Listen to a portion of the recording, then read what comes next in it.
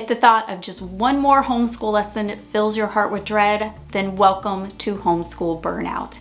It's a real thing that most of us experience. I know I go through it all the time. I'm kind of going through it right now. And it usually hits sometime between September and October when the newness of a brand new homeschool year has kind of worn off.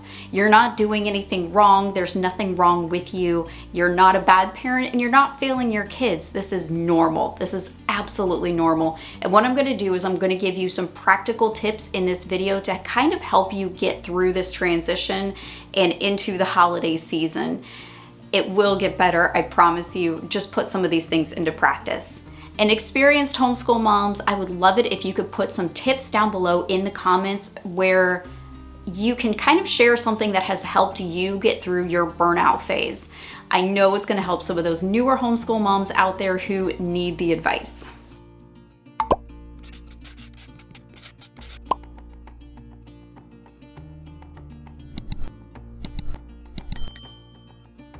All right, friends, who's burnout? I'm burnout. I feel myself losing steam. You know what I mean? Like the beginning of the year, we go full force. We're excited. Everything is new. It's so much fun. And then the burnout sets in. And this is a very real phenomenon. And people don't realize that this is a thing when they first start homeschooling and they think that something's wrong with them.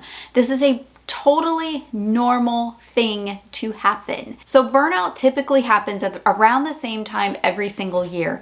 After the newness of a brand new homeschooling season is over and like the shininess kind of wears off a little bit, and then kind of going into the holidays. This is about that time. So it is right now the very beginning of November, which means that holidays are coming up. People are going to start Christmas schooling and all kinds of things. And we have Thanksgiving and fall break and Christmas break. And it can just feel a little bit weighty right now with all of the things. So let's talk about some practical things that you can do to kind of help yourself get through this very busy season that's coming up, plus get through just the normal everyday days. I beg you to simplify. If there are things that you are doing that you do not have to do, cut them out. Just take a pause. Hit the pause button for just a few minutes, okay? Kind of like hitting the reset button, right? We're going to hit the reset button on our school. Let's try just simplifying, hitting that reset button a little bit and kind of regrouping and saying, what do I absolutely need to do? I know I need to do math. I know I need to do language arts. We still have to do spelling. Just go down to the essentials when you are overwhelmed. You're going to look at your big four: history, language arts, math, and science, and of course, Bible. And then kind of pare down from there. Ask yourself, what can I put off until January if there is anything? If you have flex days, use them. So some curriculum comes with flex days built in. Generations is really great about doing this. It's one of the reasons why I love them so much. They have built in flex days 1 to 2 times a week for a lot of their subjects. Take your flex days.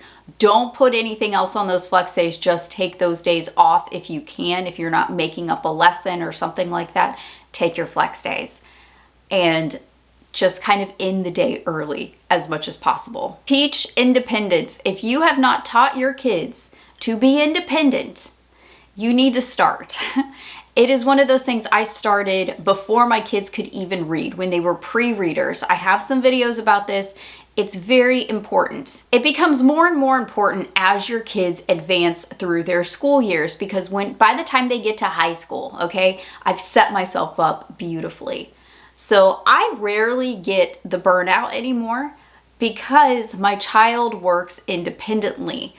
And that means that he mainly does his schoolwork on his own. I don't have to do a whole lot. Basically, my job is to be manager over everything, making sure that he does his assignments, checking in with him periodically, and then I get to pick and choose which subjects I teach throughout the year. So there's a couple of subjects that we do together that I picked myself, but the rest of the stuff he does on his own because I set him up to work independently. So a lot of his classes he takes online, or he has, he just reads the book on his own and does the assignments. I've taught him how to do that. If you're not teaching your kids how to do this, I implore you, this is one of the best decisions you can make for your own sanity down the road and for your child's development, because when they get to college, if they're going to go to college, they are going to have to learn how to be learners. They're going to have to do a lot of self-teaching. So teach those skills while they're young, because it will pay off immensely by the time they are teenagers. If you need another video on this, let me know down in the comments if you want some resources on teaching independence. This is something I talk about a lot because I feel like it's really important and it lessens the burnout throughout your school years. Just take a day and do a field trip day.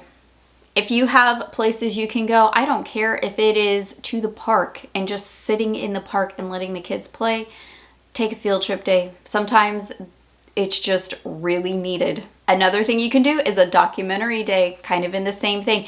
If your weather is really yucky and you don't want to take a field trip day, do a documentary day. And if you feel bad about doing that, make your documentary match whatever topic you're talking about. So we're going to do a documentary day this week because it is exam week. We're doing Charlotte Mason style. And one of the things that we are learning about is ancient Egypt right now. So we are going to watch the Patterns of Evidence Exodus, and I'm really excited about that because I saw it several years ago, really liked it, and I knew it was going to do well in this course. So we are going to watch that this week. So homeschool burnout, documentary week. Do some connecting with other homeschool parents or just somebody that will lend you an ear, even if it's your mom or your grandma. Church members who also homeschool, those are my girls right there. I can talk to them about whatever I need to with homeschooling, and I know that they're going to get it. That is a great place to start. That's where all my homeschooling friends are, is at church.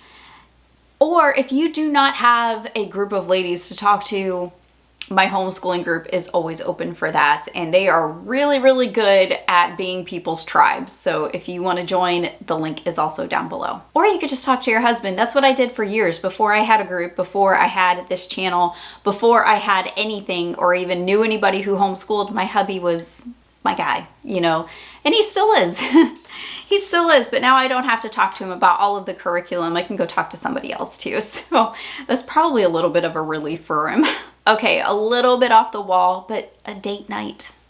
I don't know why, but date nights totally refresh me. I get to get out of my leggings and put some real clothes on, if you know what I mean.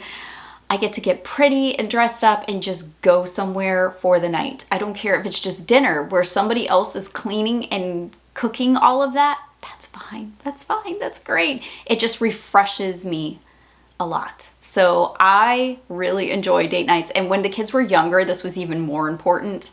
The kids are not nearly as young now. I have teenagers. I have one who is, he's already graduated the fire academy, and you know, he's a full-fledged firefighter now. And then I have another who is just in high school, and he pretty much just works independently. So, you know, those things, they're still important. Of course, they're still important for our marriage and our friendship and things, but it's not like it was. It's not like I'm ready to just kind of get out of the house, you know, like I need space. I'm not in that phase of life anymore, but sometimes when homeschooling is really overwhelming, those date nights and those connections with your husband really help. And just a word of advice, don't even talk about homeschooling the whole time. Even if you're totally burnt out, take the night off from thinking about it and from talking about it and just let your brain kind of relax. You know what I mean? It does help. I promise you it helps. Devotional time. This is something that we do as a family every single night. We read a devotional, which actually we're using the family worship studies from Generations to do this. And my son plays music, so we have a hymn, and then we read the study time together, and then we pray. So we have a little family worship session every single night, and that's really important. I think it kind of connects and grounds everybody, and my husband leads that, and it's a really sweet time for all of us. We've been doing this for several years now, really enjoy it. that really does help. It kind of brings your focus back to why you started homeschooling in the first place. And lastly, I would say really stay strong, guys. Like, this is totally normal. I promise you, this stuff is normal and you're gonna get through it. Christmas is gonna be here before you know it. And we are going to be kind of going into a different season of life where there's going to be Christmas school and Christmas cookies and Christmas movies, and it's coming. So stay strong, keep your head up, keep in prayer, stay on your Bible reading plan, and just relax. Do the best that you can with what you have. That is my motto. We do the best we can with what we have, and it will be fine. Trust the Lord that it is going to be okay. That is the best thing that you can do.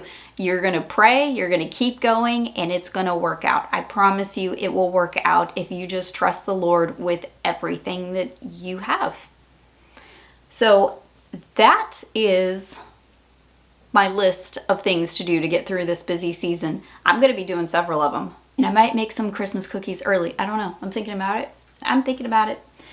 I already got some Christmas books. We're going to talk about those in a different video coming up here really soon, and everything's going to be okay.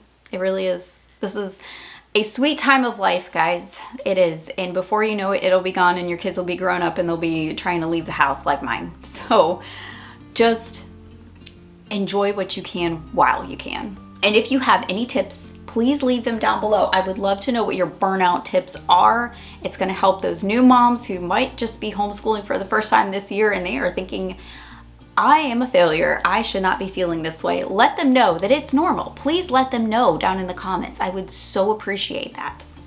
I'll see you guys in the next video. I hope you have a wonderful rest of your day and happy homeschooling.